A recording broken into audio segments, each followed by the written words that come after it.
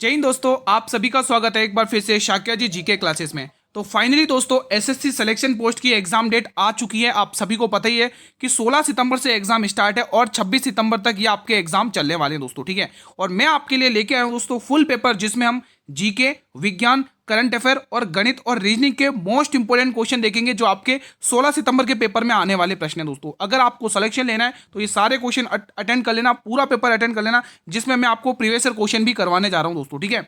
और ये क्लास दोस्तों उतनी इंपॉर्टेंट स्टेनोग्राफर वाले स्टूडेंट के लिए भी है। स्टेनोग्राफर वाले स्टूडेंट इस वीडियो को बिल्कुल मिस मत करना, उनके लिए मोस्ट इंपॉर्टेंट क्लास रहने वाली है, ठीक है दोस्तों। चलिए शुरुआत करेंगे पहले क्वेश्चन के साथ। आज पहली क्लास है दोस्तों, पूरा पेपर अटेंड करें, आपको ये आइडिया लग जाएगा कि 16 सितंबर को कैसा पेपर आने वाला आप लोगों के लिए, ठीक है। दिल्ली सल्तनत के किस राजवंश ने आगरा शहर की स्थापना की थी दोस्तों, बताइए। दिल्ली सल्तनत के किस राजवंश ने आगरा शहर की स्थापना की थी दोस्तों। इसमें प्रीवियस ईयर क्वेश्चन भी है और एक्सपेक्टेड पेपर भी बनाया मैंने आप लोगों के लिए, ठीक है। तो पूरा पेपर वॉच करें। तो यहाँ पे आंसर क्या होगा दोस्तों, आगरा शहर की स्थापना लोधी वंश ने की थी, आप सभी को पता ही है। और किसने की थी दोस्तों, किसी को पता है? सिकंदर लोधी दोस्तों। और कब की थी आगरा शहर की स्थापना? 1504 में की थी, ये आपको ध्यान में रखना है। अगला प्रश्न ये रहा, दी गई श्रृंखला में प्रश्नवाचक चिन्ह के स्थान पर क्या आएगा। नंबर सीरीज का एक बेहतरीन सा क्वेश्चन आपकी स्क्रीन पर है, इसका आंसर क्या होने वाला है। अगर आप यहाँ पे डिफरेंस देखेंगे, कितने का डिफरेंस आ रहा है? +10 का डिफरेंस आ रहा है। यहाँ पर देखोगे कितने का डिफरेंस आ रहा है? +2 का डिफरेंस, 20 का। और यहाँ पर देखोगे तो कितने का डिफरेंस आ रहा है? फिर से 30 का डिफरेंस। तो अगला नंबर 40 होगा, तो 60 और 4 94। Option number A will be the right answer. तो मैं पूरी उम्मीद करूंगा कि ये सवाल सभी स्टूडेंट ने बना लिया होगा। 104 का 114 आएगा ना, 114 आपको यहाँ पर टिक कर लेना, क्योंकि 40 आएगा और 40 में आप इसमें प्लस करोगे तो 104 आ जाएगा। यहाँ पे 104 आएगा, सॉरी 104 आ जाएगा दोस्तों, ठीक है। तो यहाँ पे आपको +40 कर लेना है। तो मैं पूरी उम्मीद करूंगा कि ये सवाल सभी ने बना लिया होगा। अगला क्वेश्चन भाई, जिसका भी अभी पेपर है ना दोस्तों 9 से 12 सितंबर के बीच में, किसका? स्टेनोग्राफर का। वो स्टूडेंट स्पेशली इस क्लास को जरूर देखेंगे, ठीक है। और सीजीएल जो टायर 1 है ना दोस्तों, वो आपके सितंबर में तो स्टार्ट होने वाला है नहीं, अक्टूबर के सेकंड या फर्स्ट वीक से स्टार्ट होगा, ठीक है। तो सीजीएल की तो उम्मीद रखना मत कि सितंबर में पेपर होने वाला है, ठीक है। क्योंकि 2 एग्जाम फंसे हुए एसएससी के, एक तो आपका ये जो सिलेक्शन पोस्ट और एक तो ये आपका ये जो क्या नाम है, और ये क्या नाम है, स्टेनोग्राफर का। तो इसमें आप ये ध्यान रखना। आप ये क्लास सीजीएल के भी ले सकते हो, ठीक है। राज्यपाल की नियुक्ति किसकी सलाह पर मंत्रियों की नियुक्ति करता है। मतलब राज्यपाल है ना, किसकी सलाह पर अन्य मंत्रियों की नियुक्ति करता है, बताइए दोस्तों। देखो जो ग्रुप डी का फुल पेपर है वो तो 8 बजे आएगा ही आएगा, लेकिन ये क्लास आपको इसी टाइम पर अब देखने को मिलेगी डेली, ठीक है। इसमें आपके 3 एग्जाम कवर हो रहे हैं। एसएससी सीजीएल भी वाले स्टूडेंट भी इसको देखेंगे, और दोस्तों स्टेनोग्राफर वाले स्टूडेंट भी इसको देखेंगे, और सिलेक्शन पोस्ट वाले स्टूडेंट भी देखेंगे स्पेशली, ठीक है। तो यहाँ पे दोस्तों राज्यपाल किसकी सलाह पर दोस्तों अन्य मंत्रियों की नियुक्ति करते हैं, तो आपका सही जवाब आ जाएगा मुख्यमंत्री की सलाह पर दोस्तों, ठीक है। चलिए अगला क्वेश्चन ये रहा आपके स्क्रीन पर। अनंत आर कृष्णन किस वाद्य यंत्र से संबंधित हैं। अनंत आर कृष्णन किस वाद्य यंत्र से संबंधित हैं, एक बार जल्दी से बताएंगे सभी विद्यार्थी। तो ये तबला बजाते हैं, ऑप्शन नंबर बी। अगला क्वेश्चन, क्वेश्चन नंबर 5, निम्न में से किसने स्ट्रेट फ्रॉम दी हार्ट पुस्तक लिखी है। बहुत बहुत इंपॉर्टेंट है, स्ट्रेट फ्रॉम दी हार्ट पुस्तक किसने लिखी है, मोस्ट इंपोर्टेंट क्वेश्चन है ये। तो सही जवाब आ जाएगा Kapil Dev, option number B will be the right answer. अगला क्वेश्चन, अपनी तैयारी को जांच लो, देख लो कि कैसी तैयारी है, ठीक है। आपके 3 एग्जाम कवर हो रहे हैं एक ही क्लास से डेली, तो आपका इससे बेस्ट रिवीजन कुछ भी नहीं होगा, ठीक है। इसमें प्रीवियस ईयर क्वेश्चन भी बेकायदा कराए जाएंगे अच्छी तरीके से। प्रयाग प्रशस्ति के लेखक हरिसेन, यानी एक क्वेश्चन यहां से कवर हो गया कि प्रयाग प्रशस्ति के लेखक कौन है, हरिसेन है दोस्तों, ठीक है। इनमें से किस गुप्त शासक के दरबार कवि थे ये। तो प्रयाग प्रशस्ति के जो लेखक है ना हरिसेन, ये थे दोस्तों समुद्रगुप्त के दरबारी कवि, जिसको भारत का नेपोलियन कहा जाता है दोस्तों, ठीक है। याद रखना एग्जाम में बहुत क्वेश्चन ही पूछा जाता है, ठीक है। हरिसेन वाला पूछा जाता है, प्रयाग प्रशस्ति वाला पूछा जाता है दोस्तों। इसी को दोस्तों लिच्छवी दहित्र भी कहा जाता है दोस्तों, ठीक है। इनके पिता का नाम चंद्रगुप्त प्रथम था, ठीक है, जिसको गुप्त वंश का वास्तविक संस्थापक माना जाता है। क्वेश्चन नंबर 7 आपकी स्क्रीन पर है। एक ऐसे समबाहु त्रिभुज का क्षेत्रफल ज्ञात कीजिए जिसकी भुजाएं 16 सेंटीमीटर लंबाई होनी चाहिए, लंबी वाली है, ठीक है। तो उसकी भुजा की लंबाई दे रखी है 16 सेंटीमीटर। समबाहु त्रिभुज क्या होता है, जिसकी तीनों ही भुजाएं बराबर होती हैं। जैसे आपने ये समबाहु त्रिभुज सुना है ना दोस्तों, इक्विलेटरल ट्रायंगल, जिसकी ये भुजा और ये भुजा बराबर होती है ना। तो आपको क्या निकलना है, इसका क्षेत्रफल निकालना है। तो क्षेत्रफल क्या होता है इक्विलेटरल ट्रायंगल का, समबाहु त्रिभुज का क्षेत्रफल होता है, क्या टिक करोगे, √3/4 भुजा का स्क्वायर, √3/4 भुजा का स्क्वायर। तो √3 एज इट इज लिखना है, 4 आपको एज इट इज लिखना है, भुजा का स्क्वायर यानी 16 × 16 यहाँ पर लिख लेना है। अब आपको इसका सॉल्यूशन कर लेना है। 4 की टेबल से 4 16 बार 4 बार जाएगा, 4 चौक 16 होता है, और 16 चौके 64। तो आप ये कह सकते हो कि 64√3 इसका सही उत्तर आ जाएगा। किस किस का ये आंसर आया, option number C will be the right answer. अगला क्वेश्चन, छोटी सी एक रिक्वेस्ट है, अगर आप चाहते हो कि ये सीरीज में एग्जाम तक आपके लिए कंटिन्यू रखूं तो जो भी चैनल पर नए हो चैनल को सब्सक्राइब करके बेल नोटिफिकेशन बेल को जरूर प्रेस करें ताकि आने वाले हर एक नई वीडियो का नोटिफिकेशन यूट्यूब सबसे पहले आपको ही प्रोवाइड करें।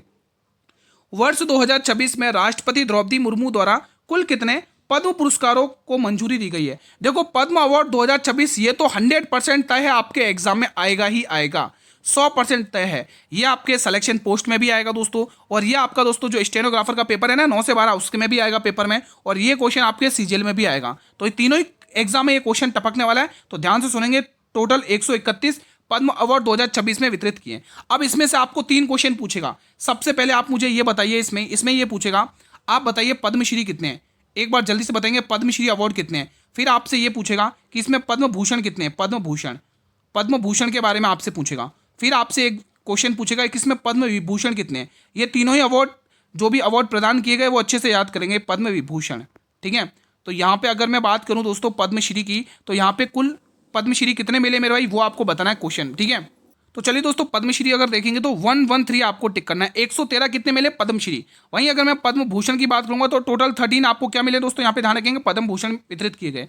और जो पद्म विभूषण है वो टोटल कितने 5 हैं। इन्हीं तीनों डाटा में से आपको या तो कुल पूछेगा 131 या तो आपको पद्म भूषण पूछेगा। तो इसीलिए मैं इस पर जितने चाहो इतने स्टार लगा लो, मोस्ट इंपोर्टेंट है, जितने स्टार लगाने लगा लो, एग्जाम में छपेगा तो छपेगा, ये फिक्स है, ये बात तय है, ठीक है। तो ये क्वेश्चन किसी भी कीमत पर छूटना नहीं चाहिए, स्क्रीनशॉट ले लो, याद कर लो, रट लो। अगला क्वेश्चन ये रहा, क्वेश्चन नंबर 9, किस प्रसिद्ध बॉलीवुड अभिनेता को कला क्षेत्र में मरणोपरांत पद्म विभूषण 2026 दिया गया? अब ये क्वेश्चन उससे भी और भी इंपॉर्टेंट है, ये क्वेश्चन भी आएगा आपके एग्जाम में। तो यहाँ पे धर्मेंद्र सिंह देओल आपको टिक कर लेना है, आप सभी को पता है करंट अफेयर तो पूछी जाएगी, ठीक है। अगला क्वेश्चन, ए और सी बहनें हैं, उसने पहले ही क्लियर कर दिया, ब्लड रिलेशन वाले क्वेश्चन है कि ए और सी बहनें हैं। ए डी की पुत्री है, डी बी की माता है, ए का डी से क्या रिलेशन है, यानी डी क्या कहेगा ए को, ये आपसे पूछा है। तो चलिए स्टार्ट करते हैं यहाँ से। डी की पुत्री कौन है, ए। अब पहले बनाओ डी, यहाँ पर बनाओगे डी। अब डी की पुत्री कौन है, डी की पुत्री है ए, डी की पुत्री कौन है ए, तो ये इसको माइनस से डिनोट कर लो। फिर वो कह रहा है कि डी बी की माता है। अब बी की माता कौन है, अब बी की माता कौन है, यहाँ पे लिखोगे बी की माता है डी, तो ये माता है दोस्तों, है ना। बी की माता कौन है, डी, तो ये माइनस से डिनोट कर लो। अब डी की 2 संतान है, एक तो बी है और एक ए है, ठीक है। अब वो क्वेश्चन कह रहा है डी का ए से क्या संबंध है, डी क्या कहेगा ए को, डी क्या कहेगा ए को, बताइए दोस्तों। तो यहाँ पे देखेंगे ए क्या कहेगा डी को, माता कहेगा, ऑप्शन नंबर बी, है ना, देखो ना इसकी माता ही है। चलिए अगला क्वेश्चन ये रहा, क्वेश्चन नंबर 11, विद्युत धारा इलेक्ट्रिक करंट की एसआई यूनिट क्या है, what is the SI unit of electric current, very important question बताएंगे दोस्तों। यहाँ पर अगर आप एम्पियर टिक कर रहे हो तो बिल्कुल सही जवाब है आप सभी का। चलिए अगला question, what is the SI unit of force, मतलब कि बल का एसआई मात्रक क्या है। देखो जूल तो दोस्तों किसका, वर्क का है, कार्य का है दोस्तों, कार्य यहाँ पर लिख लेंगे। और न्यूटन किसका है मेरे भाई, ये बल का है दोस्तों, ठीक है, ऑप्शन नंबर बी। पास्कल किसकी एसआई यूनिट है, दाब, दाब की एसआई यूनिट क्या है पास्कल। वॉट की क्या है, शक्ति यानी पावर, आपको टिक कर लेना है। तो ये एसआई यूनिट्स याद कर लेना, एग्जाम में पूछेगा इन्हीं में से क्वेश्चन, ठीक है। पूरा पेपर अटेंड करना है, पूरा आपको एनालाइज करके जाना है कि 16 सितंबर का पेपर कैसा देखने को मिलेगा, इसी प्रकार का देखने को मिलेगा जहां से क्वेश्चन आएंगे एग्जाम में। दी गई श्रृंखला में प्रश्नवाचक चिन्ह के स्थान पर क्या आना चाहिए। तो भाई जिसका भी एक बार फिर से कहूंगा वो स्टूडेंट मिस मत करना, जिसका 9 से 12 में पेपर है, कौन सा, सिलेक्शन पोस्ट का तो नहीं है, ठीक है, तो किसका है, सेक्शन कंट्रोलर का भी नहीं है, तो किसका है, स्टेनोग्राफर का। ध्यान रखना इस बात का, ठीक है मेरे भाई। चलिए तो तीनों ही एग्जाम की एक चीज़ एक वीडियो से मतलब रिवीजन हुआ, तो इससे बेस्ट कुछ नहीं है। यहाँ पर देखोगे +6 देखने को मिला है, यहाँ पर देखोगे +11 देखने को मिला है, और यहाँ पर 9 8 17 +17 देखने को मिला है, और यहाँ पर देखोगे तो कितना 11 3 14 11 देखने को मिला है। तो क्या लॉजिक बन रहा है यहाँ पर, कुछ लॉजिक दिखा क्या यहाँ पर। अगर आप यहाँ पर देखोगे तो +5 देखने को मिला है, और यहाँ पर देखोगे तो दोस्तों +6 देखने को मिला है। तो अगला नंबर +7 होना चाहिए। 17 में 7 जोड़ो, 17 में 3 20 20 और 4 24। अगर आप 24 इसमें 48 प्लस करते हो 72 फिर दिखना चाहिए, फिर 72 दिखना चाहिए, लेकिन ऐसा नहीं दिख रहा है, यानी कि कुछ और लॉजिक लगा हुआ है इस सीरीज़ में। तो क्या लॉजिक लगा है वो अपन अलग लॉजिक लगा कर देखते हैं यहाँ पर। चलिए कुछ और लॉजिक लगा कर देखते हैं क्या लॉजिक लग सकता है। एक बार अगर आप और लॉजिक देखेंगे यहाँ पर, तो यहाँ पर कितना प्लस हो रहा है, यहाँ पर देखोगे तो +11 देखने को मिला है, फिर यहाँ पर देखेंगे +6 देखने को मिला है, फिर अगला नंबर भी देखोगे +11 देखने को मिला है ना। फिर यहाँ पर दोस्तों क्या होना चाहिए, +11 के बाद यहाँ पर अंतर कितने का आ रहा है, यहाँ पर दोस्तों 37 होना चाहिए तभी गेम बनेगा। मतलब कि मुझे लग रहा है यहाँ पर थोड़ा सा चेंजेस है। यहाँ पर आपको 48 की जगह 37 लिख लेना है, पूरा आंसर बन जाएगा दोस्तों। ऑप्शन में भी दिख रहा है मुझे तो, ठीक है। आप यहाँ पर देखोगे दोस्तों, यहाँ पर अब क्या आएगा, +6 आएगा, फिर अगला नंबर क्या आएगा, +11 आएगा। +11 प्लस करके देखो तो 37 में आप +11 प्लस कर लो, कितना आएगा, 7 और 1 8, 3 और 1 4, 48 है आंसर। 48 दिख रहा है क्या इसमें? 48 तो नहीं दिख रहा है, 48 होना चाहिए इसका आंसर। तो यहाँ पर 48 कर लो, ठीक है। तो डी ऑप्शन यहाँ पर आप कर लेंगे, ठीक है। ठीक है दोस्तों, क्योंकि पैटर्न +11 +6 का चल रहा है तो यहाँ पे ऑप्शन में भी आपको चेंजेस कर लेना है, ठीक है। ठीक है दोस्तों, चलिए अगला क्वेश्चन ये रहा आपके स्क्रीन पर, क्वेश्चन 14। निम्न में से किसे शाहजहां ने मुगल सिंहासन के अपने उत्तराधिकारी के रूप में चुना है? दोस्तों बहुत इंपॉर्टेंट है दोस्तों। शाहजहां ने किसको चुना था? शाहजहां ने चुना था दारा शिकोह को। किसको? दारा शिकोह को, इसके पुत्र को। लेकिन ये बात औरंगजेब को खड़कती है और औरंगजेब को दोस्तों यहाँ पर अच्छा नहीं लगता है, तो इस वजह से औरंगजेब की युद्ध करता है। तो दारा शिकोह और शाहजहां इसके बीच में युद्ध होता है दोस्तों। शाहजहां क्या, औरंगजेब के बीच में युद्ध होता है। आप सभी को पता होगा दोस्तों कौन सा युद्ध होता है? सामूगढ़ का युद्ध आगरा में हुआ था, दोनों भाई की फाइट हुई थी और जीता कौन था? औरंगजेब, ठीक है। तो फिलहाल सी ऑप्शन यहाँ पर बिल्कुल सही है। क्वेश्चन नंबर 15, मेघालय राज्य की में कितनी लोकसभा सीटें हैं? मेघालय राज्य में 2 लोकसभा सीटें हैं। Option number B will be the right answer. अगला क्वेश्चन, पूरा पेपर अटेंड करना है। अगर आप चाहते हो कि ये सीरीज कंटिन्यू रहे एग्जाम तक तो आप चैनल को जरूर सब्सक्राइब कर लेना, तभी तो मेरे नई वीडियो का नोटिफिकेशन मिलेगा। लार में उपस्थित एमाइलेज एंजाइम मुख्य रूप से किसका पाचन करता है? बहुत बहुत इंपॉर्टेंट है। तो ये करता है दोस्तों स्टार्च को, किसमें? सरल शर्करा में तोड़ देता है दोस्तों, ठीक है। तो C option will be the right answer. ये रहा अगला क्वेश्चन।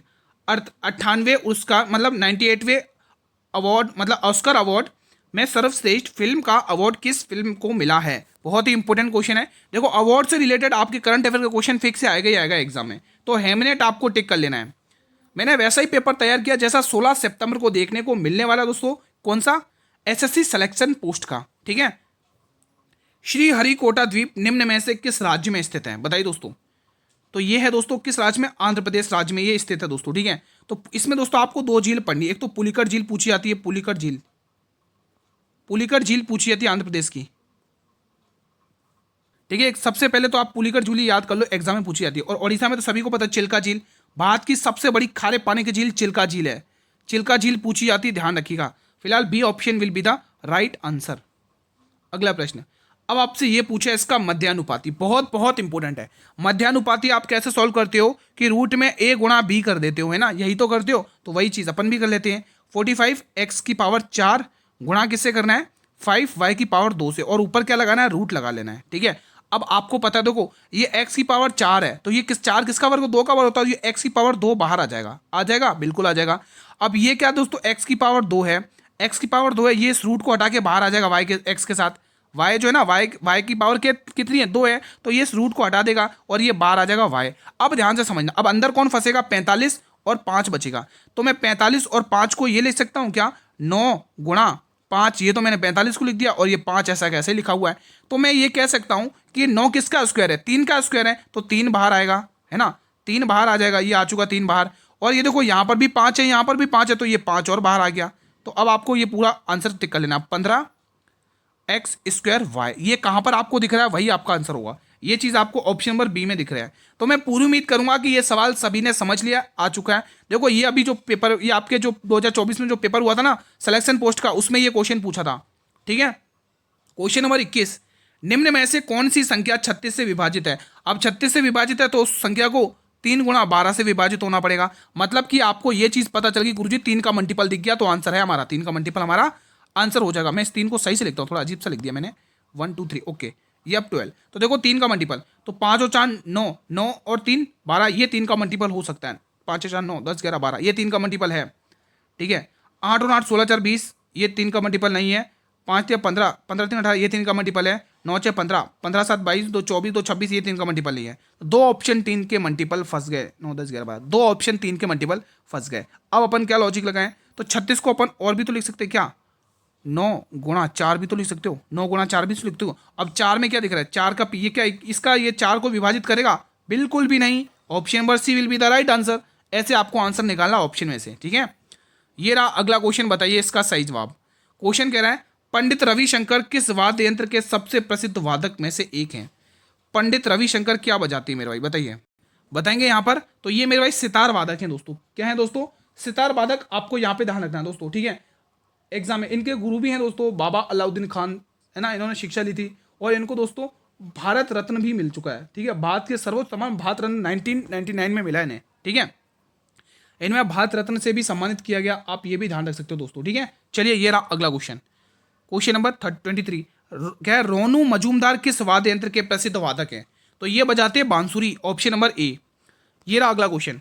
गणतंत्र दिवस पर राजपंथ पर झंडा कौन फहराते हैं? तो ये फहराने का हक किसका है? भारत के राष्ट्रपति, ठीक है। Option number A will be the right answer. Bharat की आजादी के बाद लोकसभा के पहले अध्यक्ष कौन थे? दोस्तों लोकसभा का गठन आर्टिकल किस किस तहत होता है बताइए, किसी को पता है? आर्टिकल मैं आपको हिंट देता हूं, 80, 79 या 81, बताइए दोस्तों।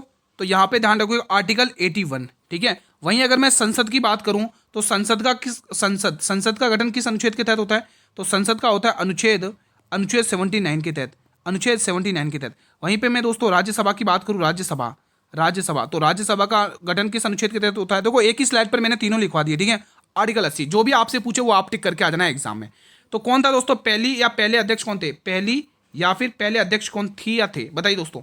तो यहाँ पे गणेश वी मावलंकर आपको टिक कर लेना है दोस्तों, बहुत बहुत इंपॉर्टेंट है एग्जाम के पॉइंट ऑफ व्यू से दोस्तों, ठीक है। तो ध्यान रखना दोस्तों, ठीक है। तो इसके जो चुनाव होते हैं प्रत्यक्ष रूप से होते हैं जनता के द्वारा, ठीक है। इसके हेड लोकसभा के कौन रहते हैं दोस्तों? पीएम रहते हैं, आप सभी को पता ही होगा। क्वेश्चन 26। एक निश्चित कूट भाषा में क्वेड को GCIT, क्राई को UFI लिखा जाता है, तो QUIP को क्या लिखेगा? बहुत बहुत लॉजिक इंपॉर्टेंट है, ध्यान से सुनेंगे। देखते हैं ऐसे कितने स्टूडेंट जो इसे सबसे पहले बना कर देंगे। इसका लॉजिक क्या दे रखा है? GCIT, ये लॉजिक दे रखा है। अगर आप लॉजिक की बात कर रहे हो गुरु, तो क्यू का जस्ट उल्टा क्या होता है बताइए? क्यू का जस्ट अपोजिट क्या होता है? इसका अपोजिट होता है जे, ठीक है। और यू का अपोजिट क्या होता है? एफ, फेयर अनफेयर, ठीक है। और ओ का अपोजिट क्या होता है दोस्तों? एल होता है। और डी का अपोजिट डब्ल्यू होता है। समझने की कोशिश करिएगा। जे आता 10 नंबर पर, जी आता 7 नंबर पर, गुरु -3 कर दिया गया। कितना हुआ? -3, पहले वाले में -3। फिर आगे देखोगे एफ आता 6 नंबर पर, सी आता 3 नंबर पर, यहां पर भी गुरु -3 हो गया। एल आता 12 नंबर पर, आई आता 9 नंबर पर, -3 हो चुका है।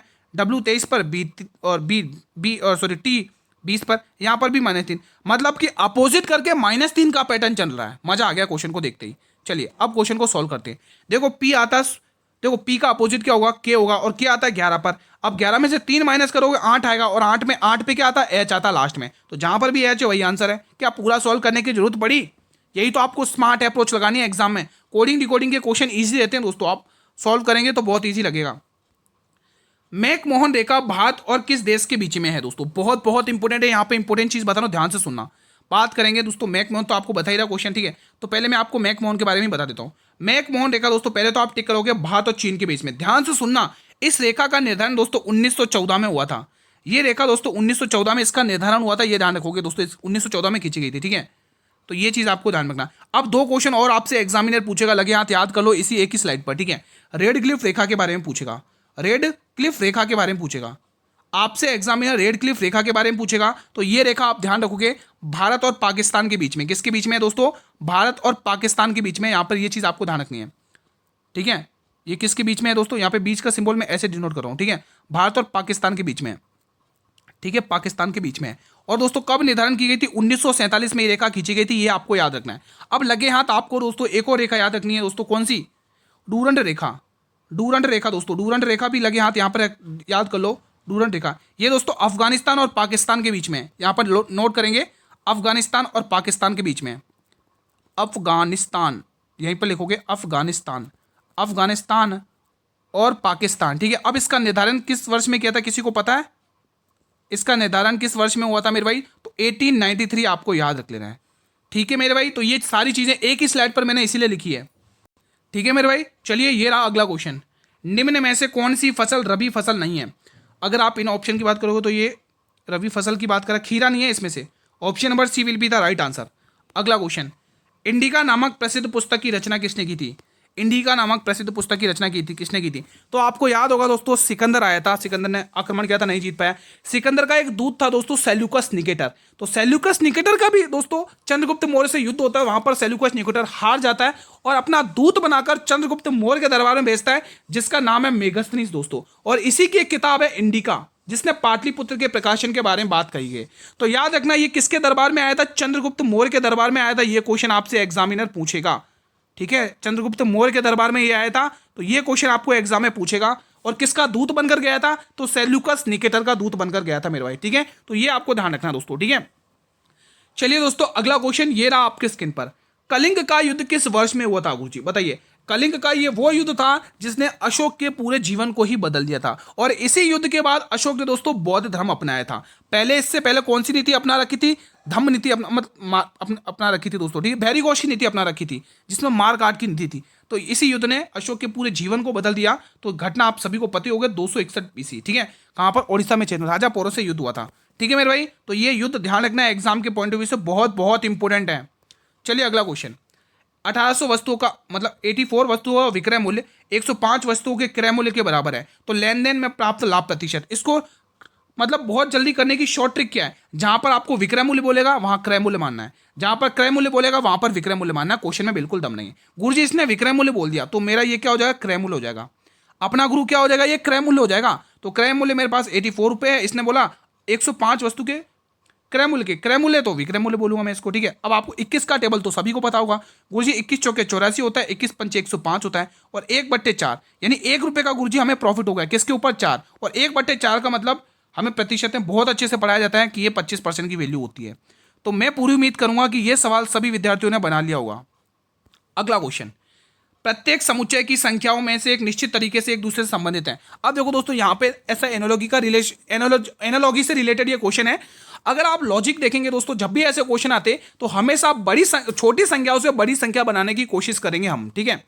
तो यहाँ पर देखोगे 8 और 2, 8 और 10, 2 को ऐड कर लो, 8 और 2 को ऐड कर लोगे 10, और 10 का ही आप स्क्वायर कर लो। 10 का जैसे ही स्क्वायर करोगे तो आपके पास 100 मिल जाएगा। वही तरीका अपन यहाँ पर लगा के देखिए, इनको प्लस कर लो, 9 होगा, और 9 का ही आपको स्क्वायर करना है, वहां पर आपको 81 देखने को मिल जाएगा।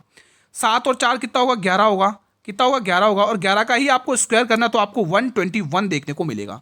क्या ये ऑप्शन में है 121? गुरुजी बिल्कुल है, ऑप्शन नंबर बी। तो मैं पूरी उम्मीद करूंगा कि ये सवाल सभी स्टूडेंट ने बना लिया। अगला क्वेश्चन। अशोक के अधिकांश शिलालेख किस लिपि में लिखे गए हैं? तो ये दोस्तों प्राकृत और ब्राह्मी लिपि में लिखे गए अशोक के अधिकांश शिलालेख। अगला क्वेश्चन। दिए गए चित्र में इस पासे की 2 स्थितियां दी गई हैं, 2 दर्शाने वाले फलक के विपरीत फलक पर कौन सी एक होगी? देखो यहाँ पर भी 2 है, यहाँ पर भी, और 2 के लिए पूछा है ना, तो अपन इनमें कॉमन वर्ड देखेंगे। क्या कॉमन दिख रहा है? अगर अपन देखेंगे 4 यहाँ पर भी, 4 यहाँ पर भी, तो यहीं से बनाते हैं। देखो 4 के आगे आगे की तरफ बढ़ाओ, ये आएगा 2, फिर 2 के आगे क्या आएगा? 3, 2 के विपरीत क्या है? 3, फिर यहाँ से बढ़ाओ, यहाँ पर 4 के आगे क्या है दोस्तों? 4 के आगे क्या? 5, और 5 के विपरीत के आगे 6। हमें किसके बारे में पूछा है? हमें 2 से रिलेटेड पूछे ना, तो 2 से रिलेटेड ये रहा, 2 के विपरीत 5 होगा, ऑप्शन नंबर ए। तो मैं पूरी उम्मीद करूंगा कि ये सवाल सभी ने बना लिया होगा। अगला क्वेश्चन देखेंगे, क्वेश्चन 35। सांची के स्तूप का निर्माण किसने करवाया था? सांची के स्तूप का निर्माण, सबसे पहले सांची के स्तूप हैं कहां पर, ये आपसे पूछेगा। बताइए दोस्तों, ये एमपी के रायसेन जिले में, एमपी के रायसेन जिले में, ये आपको ध्यान रखना है, एमपी के रायसेन जिले में। और दोस्तों ये सांची के स्तूप दोस्तों बौद्ध स्मारक है। ये क्या एक प्रकार का बौद्ध स्मारक है, जो किसने बनाया था?